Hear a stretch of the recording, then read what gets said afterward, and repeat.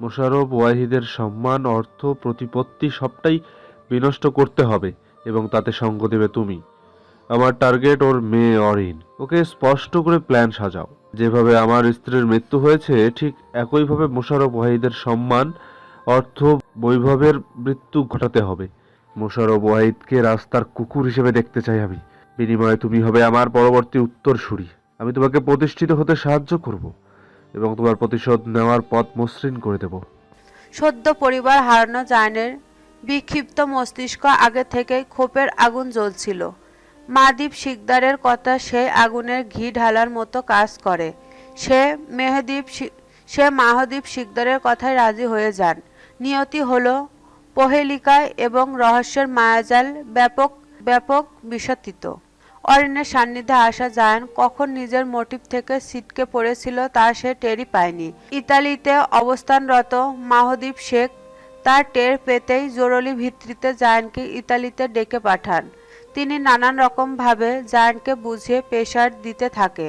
জায়ান না মানলে তাকে বিভিন্ন রকমের ভয় দেখাতে থাকেন। তাতেও কাজ না হলে মাহদীপ শিকদার বলেন, তোমার জায়গায় আমি অন্য কাউকে উত্তরসূরি বানাবো? এসব ঠুনকো আবেগের চক্করে মস্ত বড় পথ হারাবে তুমি। জায়ান সম্মতি প্রকাশ করে তাতেও রাজি হয়েছিল। পরিশেষে কোনো পথ খুঁজে না পেয়ে মাহদীপ শিকদার অরিনকে মেরে ফেলার হুমকি দেন। প্রথম দিকে আমলে না নিলেও যখন সত্যি সত্যি বিষয়টা সিরিয়াস হয়ে যায় তখন জায়ান বাধ্য হয়ে মাহদীপ শিকদারের কথা মাফিক চলে। ভিডিও শেয়ারের ক্ষেত্রে চালাকি করে ছবি ভাইরাল করে। এডিটেড ছবিগুলো অন্য কারো, সেটা কেউ বুঝতেও পারেনি। পরিস্থিতির চাপে খোনটাসা জায়ান জিতে গিয়েও হেরে যান। মেহরাবের কথায় অরিন বিস্মিত হয়। অন্তর্পটে কোথাও একটা প্রশান্তি মেলে। নিজেকে ধাতস্থ করে অরিন বলে, মা কিংবা ভাবিকে বাদ দিয়ে আপনার চাচা আমাকেই কেন টার্গেট করলেন? মেহরাব বাঁকা হেসে বলল, মাহাদি শিকদার মোশাররফ ওয়াহিদকে বদনাম করতে চেয়েছিলেন। তিনি খুব ভালো মতো জানতেন মাইমুনা ওয়াহিদের প্রতি মোশাররফ ওয়াহিদের কোনো ইন্টারেস্ট নেই। সোফিয়া ওয়াহিদের অন্য বাড়ির মেয়ে, তার উপর অ্যাটাক করা অযৌক্তিক। বাকি থাকে মোশাররফ ওয়াহিদের একমাত্র কন্যা অরুণিকা ওয়াহিদ অরিন। মেয়ে হিসাবে একটু হলেও তিনি আপনাকে ভালোবাসতেন।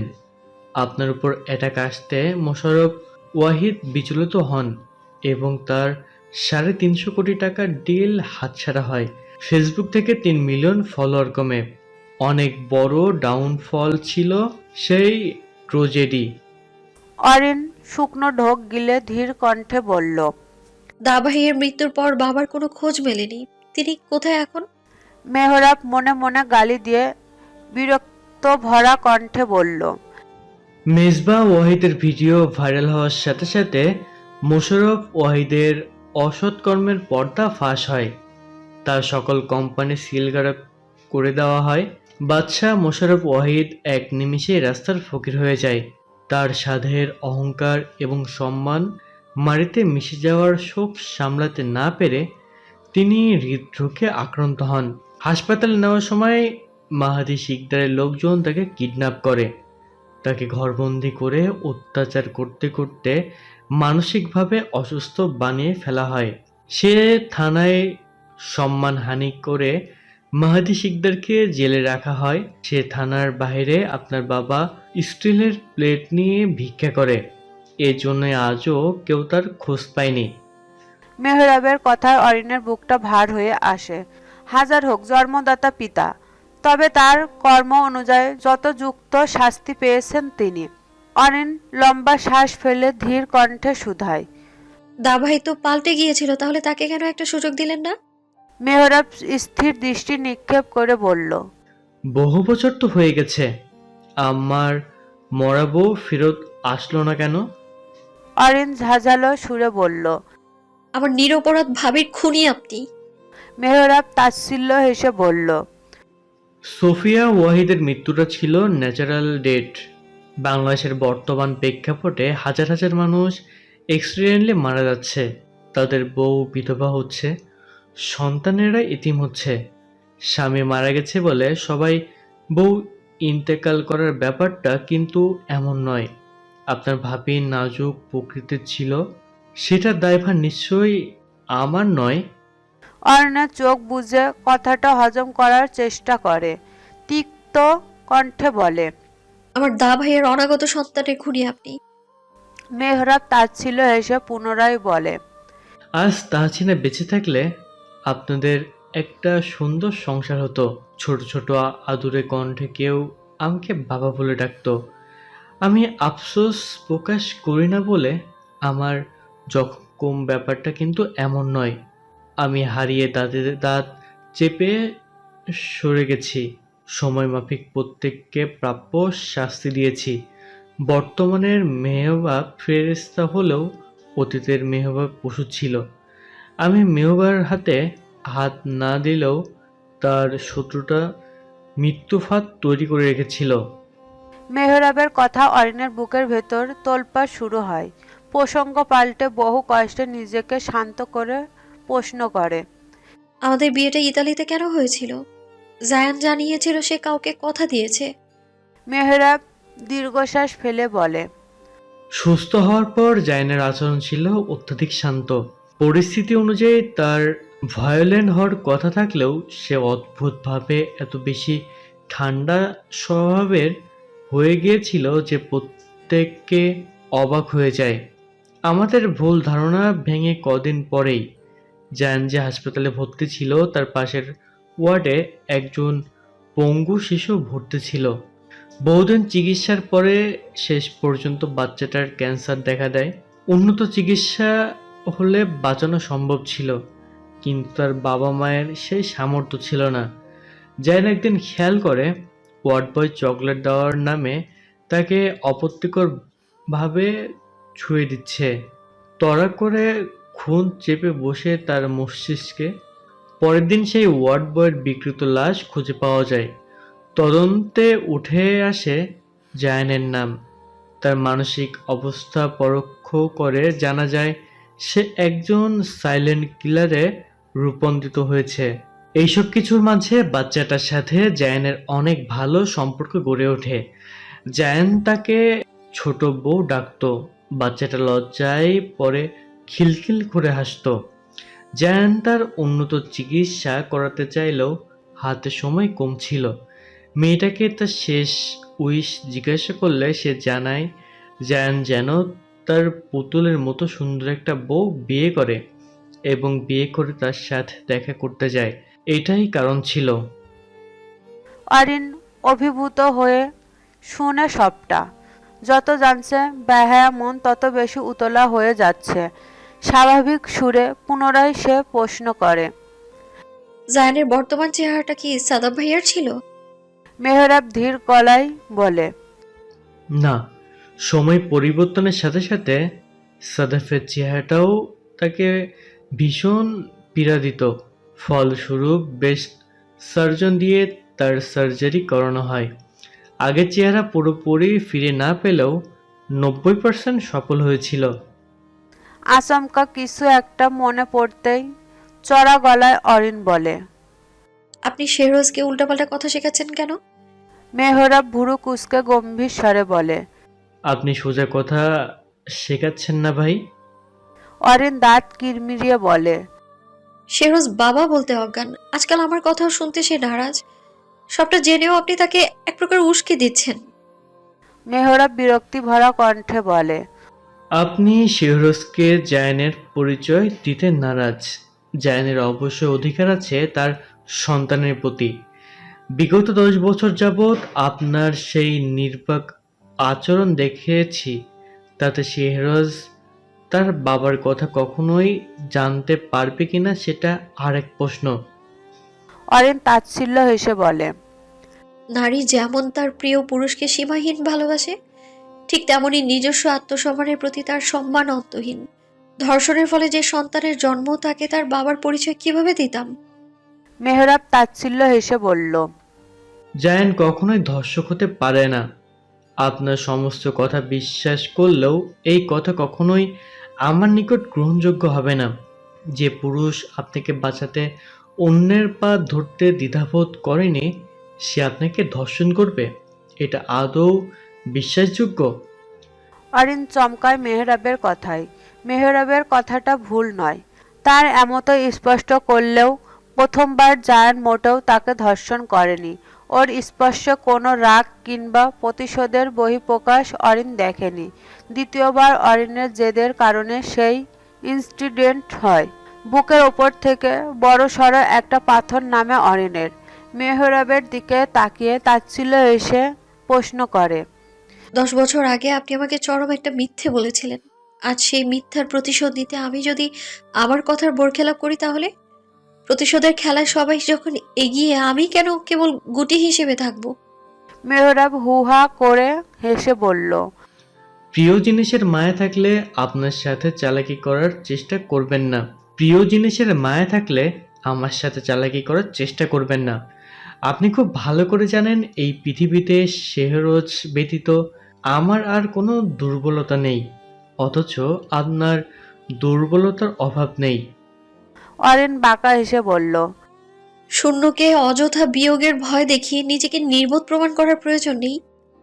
মেহরাব উঠে দাঁড়িয়ে বলল, আপনি শূন্য, সেটা আরও একবার আপনি অনুভব করতে চাইছেন। যাই হোক, শেহরোজ কোথায়? অরিন শক্ত কণ্ঠে বলল, আপনার শর্ত আমি মানবো, তবে আপনি আমার ছেলের থেকে 100 হাত দূরে থাকবেন। আপনার মতো মাফিয়ার কালো ছায়া আমার সন্তানের উপর পড়ুক, সেটা আমি মোটেও চাই না। মেহরাব তাচ্ছিল্য হেসে গম্ভীর কণ্ঠে বলল, শেহরোজ আপনার সন্তান, এটা মানতেই আপনার 5 বছর লেগেছে। যেই 5টা বছর আপনাকে ওর সবচেয়ে বেশি দরকার ছিল, সেই সময়টা আপনি নিজের কেরিয়ার নিয়ে ব্যস্ত ছিলেন। শেহরোজের উপর আমার অধিকারটা ক্ষীণভাবে দেখার চেষ্টা মোটেও করবেন না। অরিন থম মেরে কিছুক্ষণ তাকিয়ে থেকে স্পষ্ট সুরে বলল, আপনাদের প্রতিশোধের আগুন কোনো কিছু হাসিল করতে না পারলেও আমার সুখ কেড়ে নিয়েছে। আমার জীবনটা রীতিমতো তছনছ করে দিয়েছে। সে সময় যে মানসিক পরিস্থিতি দিয়ে যাচ্ছিলাম আমি, সেটার দায়ভার আপনাদের, অথচ আপনারা দোষ চাপানোর ক্ষেত্রে কেবল এই অরিনকেই খুঁজে পান। মেহরাব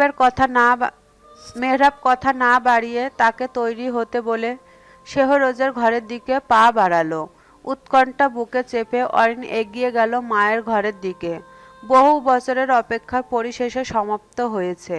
ঘনিয়ে এসেছে সেই মহেন্দ্রক্ষণ। অরিন আরও একবার চূর্ণ বিচ্ছিন্ন হয়ে মিশে যাবে তার শখের পুরুষের বক্ষপটে। জীবন নামক ক্যালেন্ডার হতে 10টা বছর পেরিয়ে গেছে। সময় পেরোনোর সাথে সাথেই মানুষের পছন্দের তালিকাও বদলায়, কি না জানা নেই অরিনের। বহু চিন্তা ভাবনার পর আলমারি থেকে জায়ানের পছন্দের শাড়িটা নামালো অরিন। শাড়িটা সুন্দর মতো গায়ে জড়িয়ে ড্রেসিং টেবিলের সামনে গিয়ে বসলো। আয়নার দিকে তাকিয়ে বিড়বিড়িয়ে বলল, অপেক্ষার অবসান ঘটিয়ে আমি আসছি আপনার বাসভূমে। অভিমান ভুলে বুকে জায়গা দেবেন, নাকি অভিযোগ তুলে প্রত্যাখ্যান করে দূরত্ব বাড়াবেন? টানা টানা হরিণী ন্যায় আঁখি জোগাড় সূক্ষ্ম কাজলের রেখা টেনে হাতে ম্যাচিং করা কাচের চুড়ি পরল। সাজ সমাপ্ত হতে আয়নার দৃষ্টি নিবদ্ধ করে নিজের প্রতিবিম্বর দিকে তাকিয়ে অভিযোগের সুরে কাতর কণ্ঠে বলল, আপনার প্রণয়পূর্ণার মন মস্তিষ্কে জট পাকানো আপনিময় অনুভূতির অঘোষিত নামহীন খুনি আপনি। নিজেকে সামলে রোবটিক ভঙ্গিতে উঠে দাঁড়ালো অরিন। ঘর থেকে বেরিয়ে আসতেই দেখলো ঘুমন্ত শেহরোজকে কোলে নিয়ে দাঁড়িয়ে আছে মেহরাব। অরিনকে দেখে মেহরাব ফিরে তাকালো। অরিনের সাজ পোশাক দেখে কিছু বলতে নিলে ধরা গলায় অরিন বলল, চলুন। মেহরাব চুপ হয়ে যায়। অরিনের মনের অবস্থা কিছুটা টের পাচ্ছে হয়তো। সব কিছুর মাঝে একটা খাঁটি সত্য হলো অরিন জায়ানকে পাগলের মতো ভালোবাসে। গাড়িতে উঠে বসতেই ড্রাইভার গাড়ি ছাড়ল সিসিলিয়ার উদ্দেশ্যে। জানালার বাহিরের দৃষ্টি নিবদ্ধ করে নিজেকে সামলাতে অপ্রাণ চেষ্টা করছে অরিন। মেহরাব একটা দীর্ঘশ্বাস ফেলে জিজ্ঞেস করে, আপনি ভেঙে পড়লে শেহরোজকে সামলাবেন কিভাবে? অরিনের কি হলো কে জানে, আকস্মিক চেঁচিয়ে বলল, দোষ করবে একজন, কিন্তু শাস্তি পাবে অরিন। প্রতিশোধ নিবে অন্যজন, অথচ টার্গেট হবে অরিন। আমার সুখের জলাঞ্জলি দিয়ে আবার আমাকেই ফোর্স করা হয় সবকিছু বুঝে শুনে মানিয়ে নিতে। আজকের পরিস্থিতির জন্য আপনারা দায়ী, তাহলে আমি কেন কাউকে সামলাবো? অরিনের চোখে ভাসা ভাসা অশ্রু, কণ্ঠে কম্পন, অসহায়ত্বের ভরপুর কণ্ঠে অপরিসীম জেদের আভাস। মেহরাব হালকা স্বরে বলল, রিল্যাক্স, আমি শুধু বোঝানোর জন্য বলেছিলাম। আপনি এভাবে হাইপার হলে শেহরাজ জেগে যাবে। অরিন বিধ্বস্তি দৃষ্টি নিক্ষেপ করে বলল, খবরদার সান্ত্বনা দিতে আসবেন না। খুব ম্যাচিওর বানিয়েছেন না শেহরোজকে? তাহলে সে জানুক তার বাবা কেন তার সাথে নেই। তার জানা উচিত সবটা। বাবার পরিচয় দিতে ভয় পাচ্ছেন না, অথচ এই অতীতের ইতিহাস জানাতে এত ভয়। মেহরাবের মুখ বন্ধ হয়ে গেল। অরিন তাচ্ছিল্য ভরা কণ্ঠে পুনরায় বলল, তাহসিনা মরে গিয়ে বেঁচে গিয়েছে। অরিন বেঁচে থেকে 1000বার মরছে, অথচ আপনাদের প্রতিশোধের আগুন এখনো ক্ষান্ত হয়নি। আপনারা সুবিবেচক হলে আজ আমার গল্পটা অন্যরকম হতো। আমার সাথে আপনারাও অন্যায় করেছেন, অথচ ন্যূনতম গ্লানি বোধটুকু আপনাদের নেই। মেহরাব প্রত্যুত্তর কিছু বলতে পারল না। অরিনের সাথে হওয়া অন্যায়গুলো স্বীকার না করতে চাইলেও অস্বীকার করার ক্ষমতা মেহরাবের নেই। অরিন কান্না থামানোর জন্য অন্যদিকে মনোনিবেশ করার চেষ্টা করল। অরিনের কথাগুলো শুনে মেহরাব গম্ভীর গলায় বলল, শান্ত হওয়ার চেষ্টা করেন, অনেকটা পথ বাকি। যেতে যেতে অসুস্থ হয়ে গেলে তখন আরেক বিপদ হবে। অরিন ঝাঁঝালো গলায় বলল, এত চিন্তা 10 বছর আগে করলে আজ এই পরিণত হতো না আমার। জায়ান নির্দোষ, এটা কেন বলেনি এতকাল? কোন আশায় লুকিয়ে রেখেছিলেন? মেহরাব হতভম্ব হয়ে বলল, আপনি কোনোভাবেই আমার কথা শুনতে রাজি ছিলেন না। জন্মের পর শেহরজের চেহারাটা পর্যন্ত দেখেননি। এই অবস্থায় আমি কিভাবে এসব বলতাম? অরিন আর্তনাদ করে বলল, আমি জায়ানকে হারাতেও রাজি ছিলাম না, তাহলে আজ কেন এত দূরত্ব আমাদের মাঝে? মেহরাব উত্তর দিতে পারল না।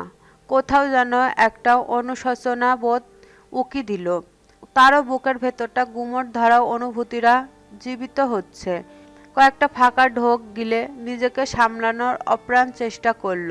মেহরাব সাফায় গাইতে বলল, পরিস্থিতি এমন ছিল যে অরিন জেদি স্বরে ধরে আশা গলায় বলল, আপনারা এমন পরিস্থিতি তৈরি করে দিয়েছিলেন যে আমি আমার ছেলেটাকে পর্যন্ত অবহেলা করেছি। মেহরাব নিশ্চুপ হয়ে গেল। সত্যটা টলানোর সাধ্যি কারো আছে? অরিন ম্লান হেসে কেবল তার থমথমে মুখখানা দেখল। ভেতরকার উৎকণ্ঠা দমাতে নজর ফিরিয়ে জানালার দিকে তাকালো। হৃদস্পন্দনরা আন্দোলনে নেমেছে। কতগুলো বছর পর মানুষটার সান্নিধ্যে যাবে, মানুষটাকে একটুখানি ছুঁয়ে দেখবে। মুখে বেতাতুর হাসি ফুটিয়ে বিড়বিড়িয়ে বলল, কংক্রিটের দেয়ালে আবৃত নিশ্চিহ্ন প্রায় দেহাবশেষ ছোঁয়া যায় বুঝি? বুকের ভেতরটা উথাল পাথাল চলছে। কোন মুখে মানুষটার সামনে গিয়ে দাঁড়াবে? জীবনের অর্ধেকটা সময় তাকে ভুল বুঝে কাটানোর মাসুল চাইলে অরিন তখন কি করবে? তার অস্তিত্বকে অবহেলা করার অভিযোগ তুললে অরিন কোথায় মুখ লুকাবে? আর ভাবতে পারল না অরিন। চোখ বুজে বিষাদ মিশ্রিত দীর্ঘশ্বাস ছাড়ল। জানালায় হাত রেখে তাতে মাথা ঠেকিয়ে তাকালো বাহিরে। দৃষ্টি শূন্যে রেখে অতীতে ডুব দিল। মেহরাবের থেকে জায়নের অতীতের কথা শুনে অরিনের নরম মনটা কিছুক্ষণ ভুলে সেদিকে জায়নের খোঁজে ছুটে যায় ইতালি। প্রিয়তমের দেওয়া কলঙ্ক, বড় ভাইয়ের নিকৃষ্ট পরিচয়, জন্ম সংক্রান্ত বিব্রতকর তথ্য, বাবার জঘন্য রূপ, সবটাই একসাথে উন্মোচন হওয়ায় অরিনের অবস্থা ছিল টালমাটাল। একটুখানি শান্তির খোঁজে ছুটে গিয়েছিলেন জায়ানের কাছে, অথচ সেখানে গিয়ে জীবনের সবচেয়ে বড় ধাক্কা খায় অরিন। এয়ারপোর্টে পৌঁছাতেই মোতায়েন করা কিছু গার্ড অরিনদের নিয়ে সিসিলিয়ানের সেই প্যালেসে যান। গাড়ি মূল ফটকে পেরিয়ে ভেতরে প্রবেশ করে নির্দিষ্ট জায়গায় থামতেই কোনরূপ বাক্য ব্যয় ছাড়া ক্লান্ত বিধ্বস্ত দেহটা নিয়ে ছুটে যায় কাঙ্ক্ষিত মানবের নিকট।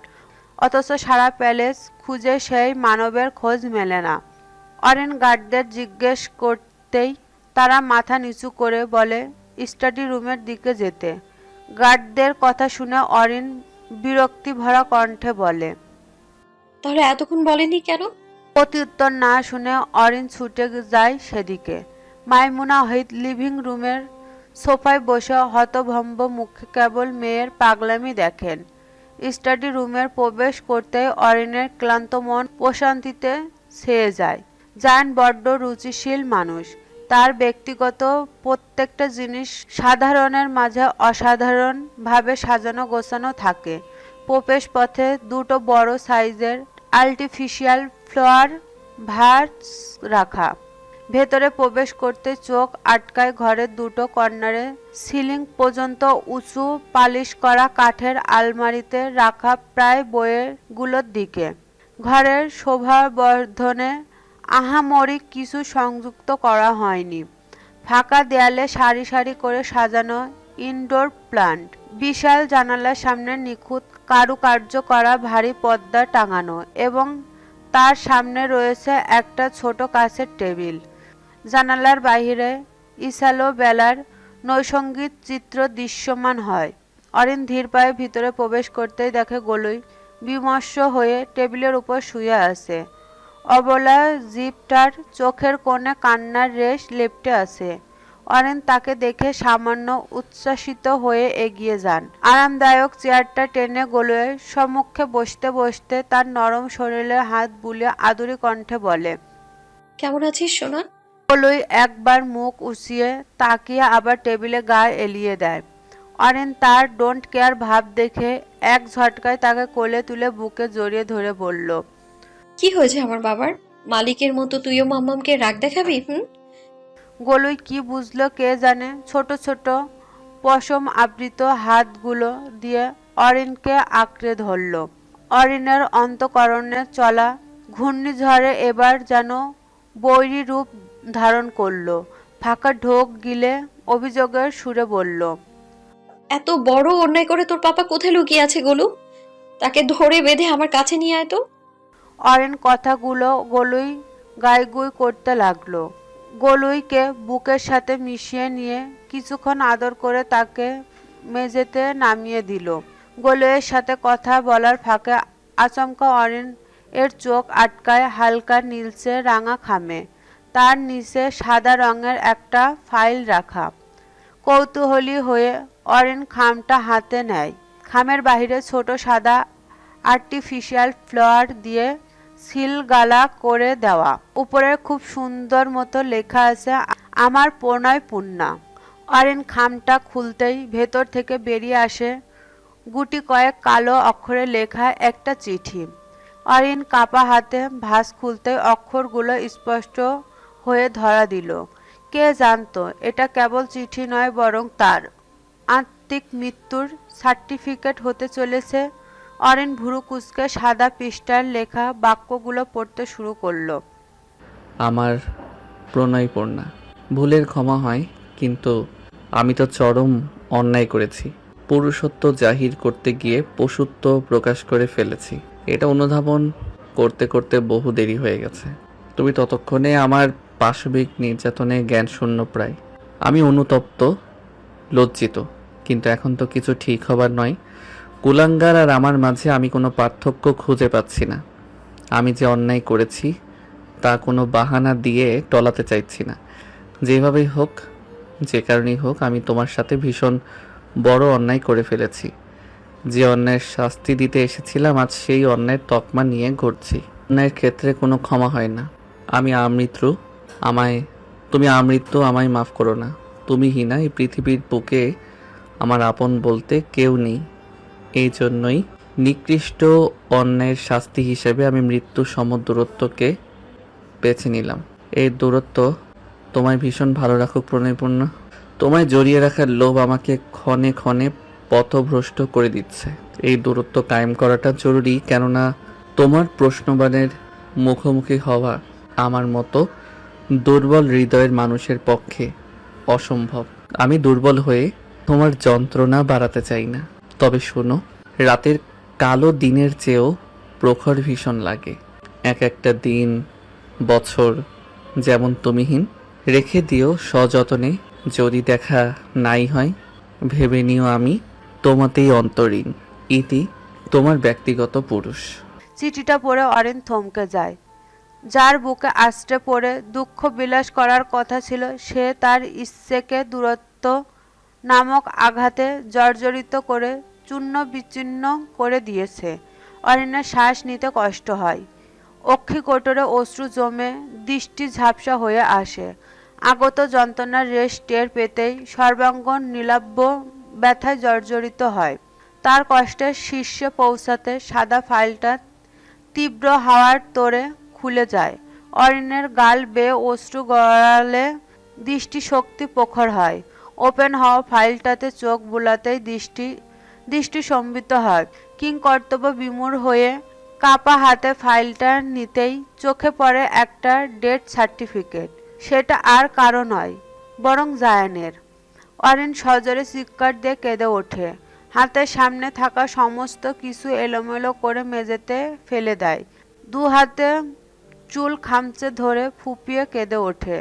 পাগলের ন্যায় আচরণ করে অস্থির কণ্ঠে বলতে থাকে, আপনি আমাকে ঠকাতে পারেন না। আপনি ওয়াদাবদ্ধ আমার কাছে। আপনার বক্ষপটে কেবল আমার রাজত্ব চলবে।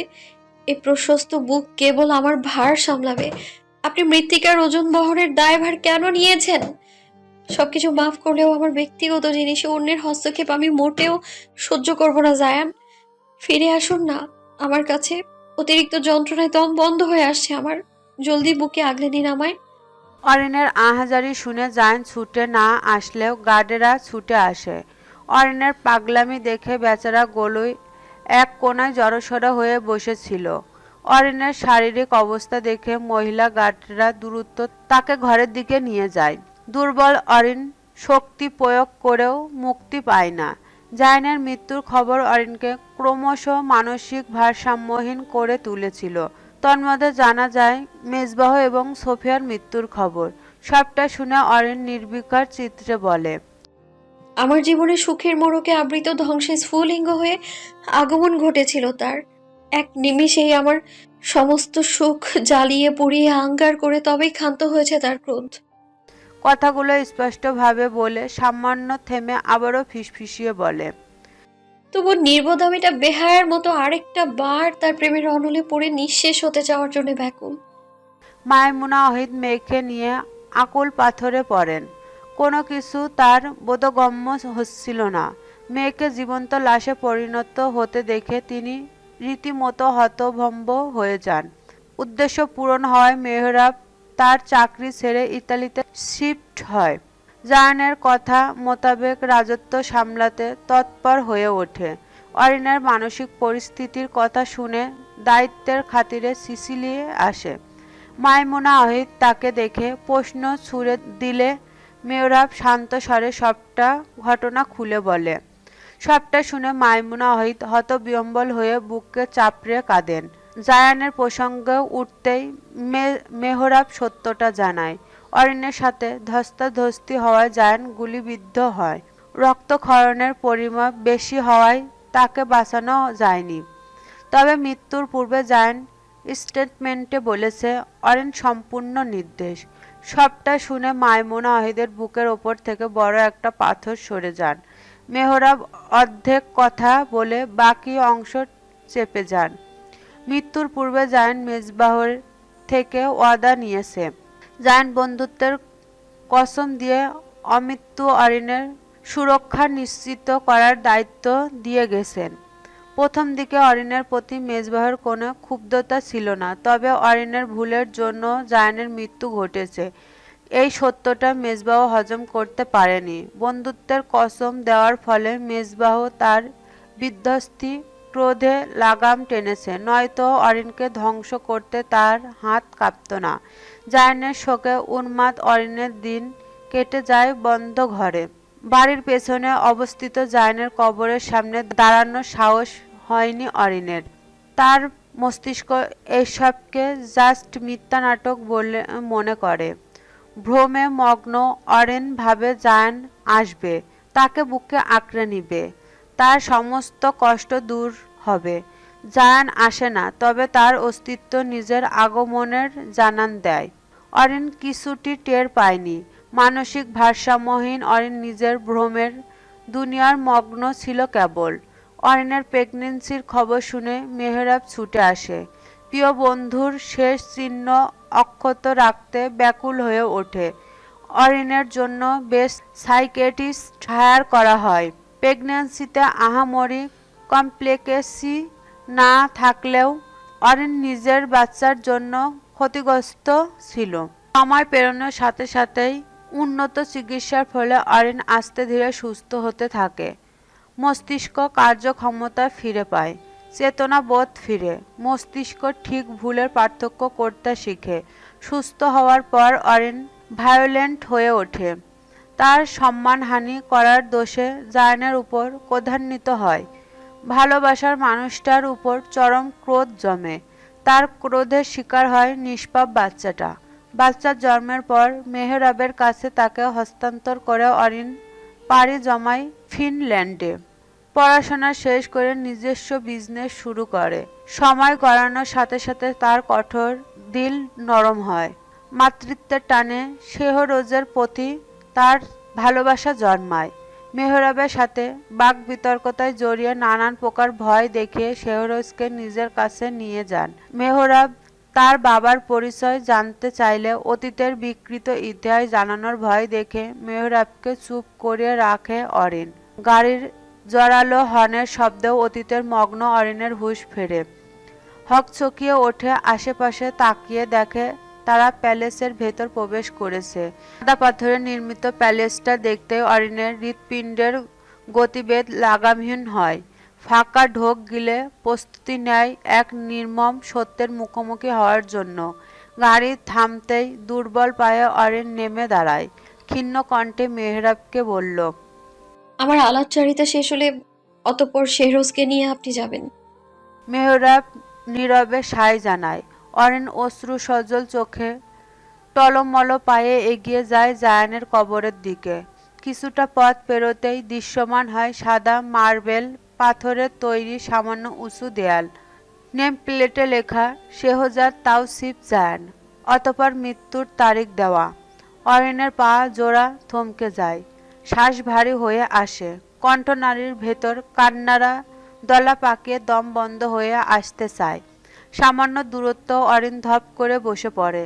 সামান্য আগানোর সাহস হয় না তার। অদূর থেকে মেহরাব পুরো দৃশ্যটা দেখে। অরিনের অবস্থা দেখে আজ কোথাও না কোথাও তার কষ্ট অনুভূত হয়। এই প্রতিশোধের নেশায় প্রাপ্তির বদলে কেবল নতুন করে অবশিষ্ট অংশটুকু কেড়ে নিয়েছে। তার কাঁধে মাথা রেখে ঘুমানোর ছোট শেহরোজ আজ এতিম। অরিন বিধবা। তার প্রিয় বন্ধু মৃত্যুর সবকিছুর কারণ কেবল সেই বিধ্বস্তি প্রতিশোধ। মেহরাবের বুকটা ভার হয়ে আসে। তীক্ষ্ণ চোখ জোড়া নমনীয় হয়। অক্ষিকোটরে জমে অশ্রুকণা। অন্যদিকে তাকিয়ে কান্না আটকানোর বৃথা চেষ্টা করে দাম্ভিক মেহরাজ। শেহরোজের মাথায় হাত বুলিয়ে বলে, সরি বাবা। অরিনকে স্পেস দিতে শেহরোজকে নিয়ে প্যালেসের ভিতরে প্রবেশ করলো মেহরাব। একটা কৃষ্ণচূড়া গাছের সাথে হেলান দিয়ে শরীরের ভরটুকু ছেড়ে দিয়ে দু হাতে মুখ ঠেকে হু হু করে কেঁদে উঠল অরিন। অভিযোগ করলেও অপর পাশ নিরুত্তর। অরিন ফুঁপিয়ে উঠে অভিমানী সুরে বলল, সবাই বলে ভালোবাসা প্রশান্তি বয়ে আনে, অথচ স্বচ্ছ ভালোবাসায় আসক্ত হয়ে আমি জানলাম এটা কেবল তীব্র দহনে অন্তঃকটের সমস্ত অনুভূতিকে জ্বালিয়ে ছারখার করে দেয়। প্রাণোচ্ছল সত্তা স্থবির হয়ে আত্মিক মৃত্যু বেছে নেয়। রঙিন জীবন সাদা কালো আলোকচিত্রে রূপান্তরিত হয়।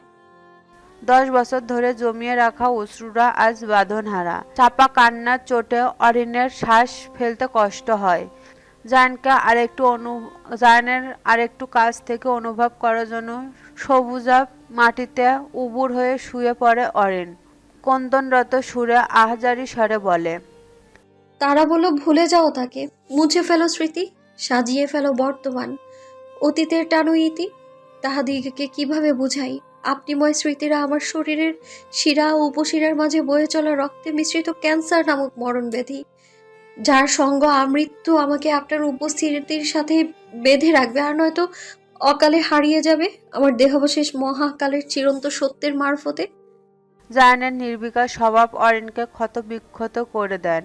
রাগে বশীভূত হয়ে জেদ সামলাতে না পেরে কাচের চুড়ি ভর্তি হাতটা সজোরে মাটিতে আছড়াতে থাকে। চুড়িগুলো ভেঙে কাচের সুচালো টুকরোগুলো সুনিপুণভাবে অরিনের হাতে গেঁথে যায়। আঘাতপ্রাপ্ত স্থান হতে রক্তক্ষরণ হয়, অথচ রমণী নির্বিকার।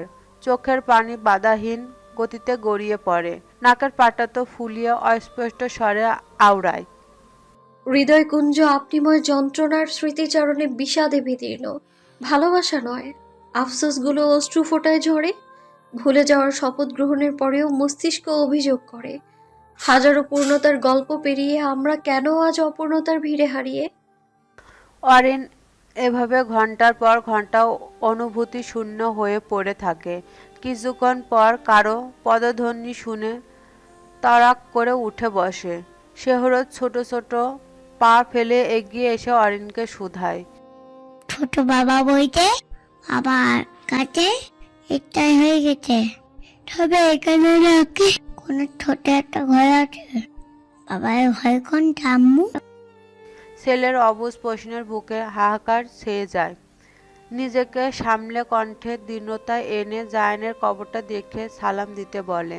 সেখানে আরও কিছুক্ষণ সময় কাটিয়ে মাগরিবের ওয়াক্ত শুরু হতে অরিন উঠে দাঁড়ায়। ভারাক্লান্ত মন ফিরে ফিরে যেতে গিয়েও কি ভেবে যেন পেছনে তাকায়।